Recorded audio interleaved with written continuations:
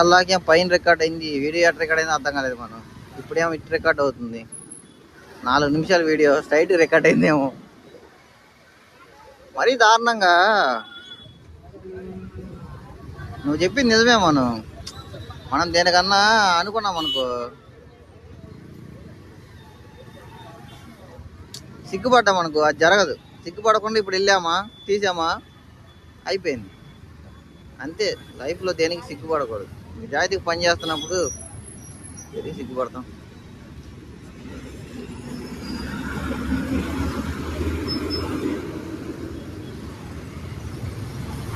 Travel bus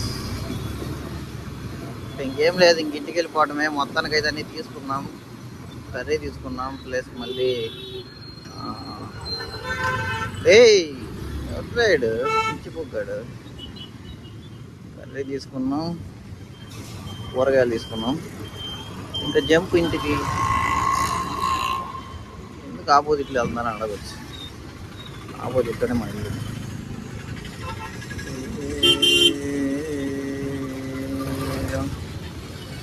waiting చేస్తున్నాం, బస్సులన్నీ వెళ్ళిపోవాలి.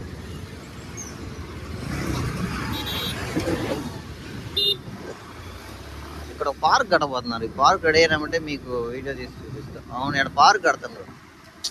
Park కట్టినమంటే మంచిగా వీడియో తీయాలి. ఇక్కడ ఒక వీడియో బాగుంటుంది. మనం వాకింగ్ చేయడానికి కానీ వాటన్నిటికీ. నెక్స్ట్ పార్క్ దిగాలనే. ఈ పార్క్ రెడీ అయితే బాగుంటుంది.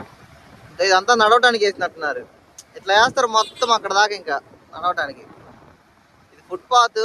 నాకు తెలిసి సర్వీస్ రోడ్డు, ఇది మెయిన్ రోడ్ చేస్తారేమో. ఇంకా ఇది సర్వీస్ రోడ్డు, అది ఫుట్పాత్, ఇది మెయిన్ రోడ్డు. అట్లా చేస్తారేమో. ఇంకా